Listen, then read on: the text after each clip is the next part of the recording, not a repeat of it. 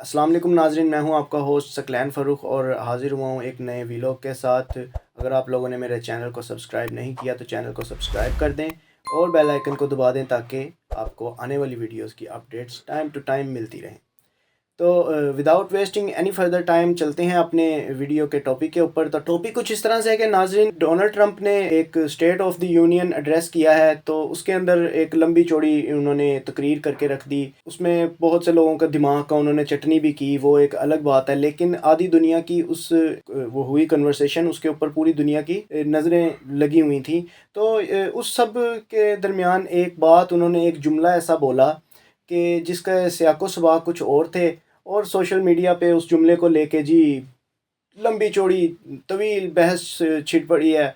और इंडिया की जानिब से इंडिया के जो चैनल्स हैं उनको, मतलब वैसे भी आपको पता है इंडिया के चैनल्स को कुछ ना कुछ ख़बर चाहिए होती है, कुछ ना कुछ प्रोपेगेंडा चाहिए होता है। और इतना स्ट्रॉन्ग प्रोपेगेंडा जब पाकिस्तान के अंदर तक इन्होंने इंजेक्ट किया, वो प्रोपेगेंडा क्या था और वो लफ्ज़ क्या था उस स्पीच के अंदर, वो क्या लाइन ऐसी बोली गई, एक ऐसा फ्रेज़ क्या बोला गया कि जिसकी वजह से ये इतना हंगामा खड़ा हो गया। हंगामा क्या है कि जी डोनाल्ड ट्रंप ने अपनी पूरी स्पीच के अंदर एक लाइन बोली जिसको उठा के सोशल मीडिया के ऊपर हंगामा खड़ा कर दिया गया।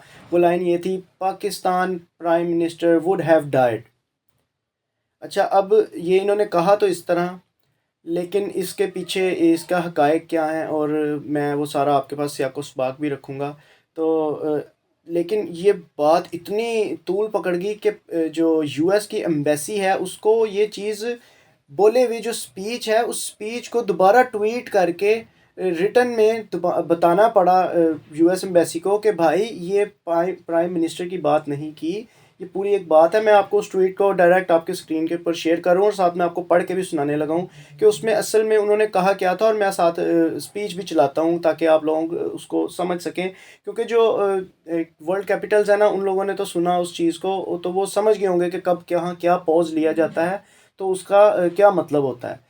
तो बस प्रोपेगेंडा करने वालों को यार कुछ चाहिए था, तो सोशल मीडिया के ऊपर यार ये कमाल ही, मतलब आज ना सीन हो गया। तो मैं आपके सामने ये पढ़ रहा हूँ, ये यूएस एम्बेसी लिखती हैं जी, President Donald J. Trump said in his State of the Union address, our country has never been stronger. In my first 10 months, I ended 8 wars including Pakistan, India. वो बता रहे हैं कि जी जो हमारी हुकूमत है वो उसने, या मैं आपको पता है, एक उनको आदत है ट्रम्प साहब को, जहाँ जाते हैं मैं अपने बारे में बात करते हैं यानी।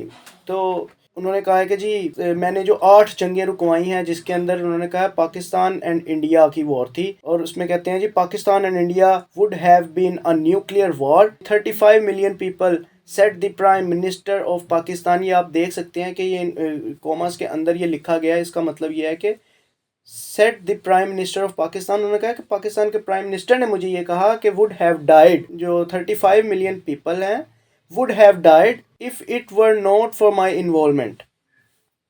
अब समझिए इस बात को कि वो कह रहे हैं कि 35 मिलियन पीपल जो हैं would have died set by prime minister of Pakistan. वो ये कहना चाह रहे थे। आप स्टेटमेंट भी सुने एक बार ज़रा।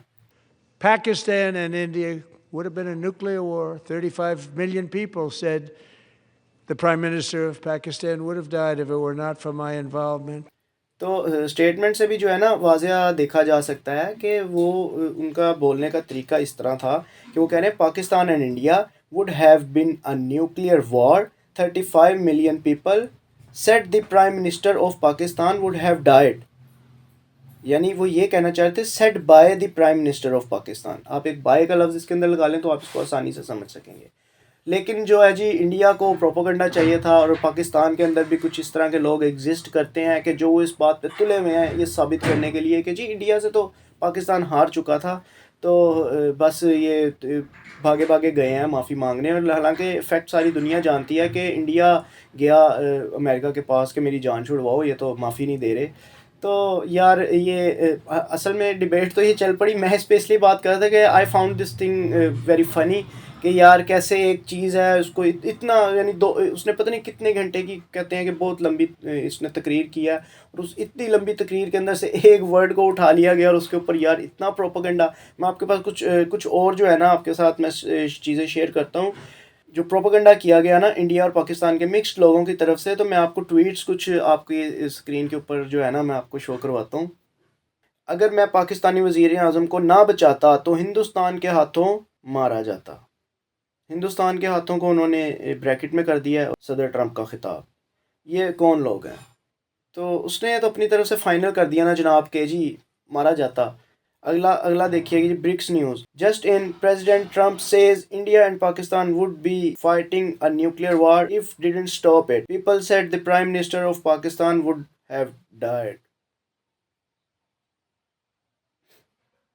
इसके ऊपर मैं थोड़ा सा मुस्कुरा ही सकता था और मुस्कुरा के इस ट्वीट को आगे कर सकता था कि मतलब आप देख रहे हैं कि इंडिया ने और इसके अलावा बेशुमार ट्वीट्स मैं कहता हूँ कि सोशल मीडिया के ऊपर एक बार तूफान बरपा हो गया। ये फैसल खान है कुछ ये कहते हैं जी डोनाल्ड ट्रंप कह रहा है अगर मैं ना होता तो वो पाकिस्तान का वजीर आज़म कब का मर चुका होता। 11 जहाज़ गिराने से मरने तक का सफ़र और उसके आगे एक लाफिंग इमोजी।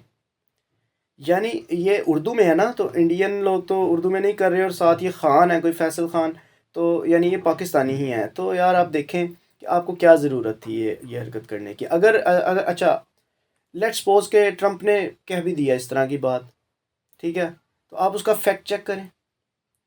आप फैक्ट चेक आपके पास एक वेबसाइट है आप उस वहाँ जाएं अपना फैक्ट चेक किया करें खबर का उसके बाद किसी चीज़ के ऊपर रिएक्ट किया करें।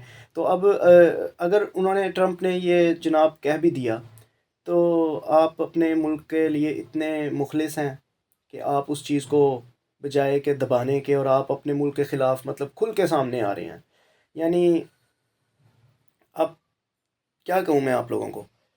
अच्छा एक और ट्वीट मेरे सामने है जी अगर मैंने मुदाखलत ना की होती तो भारत और पाकिस्तान एक एटमी जंग लड़ रहे होते। लोगों ने कहा कि पाकिस्तान के वज़ीर आज़म मर गए होते। लोगों ने कहा अच्छा आप यहाँ ये देखें अब वो ये भी नहीं कह रहे लोगों ने कहा यानी अगर आप वो उस इंग्लिश को ये ब्रिक्स इन्फो है जी ब्रिक्स इन्फो इंडिया का मशहूर तरीन चैनल है।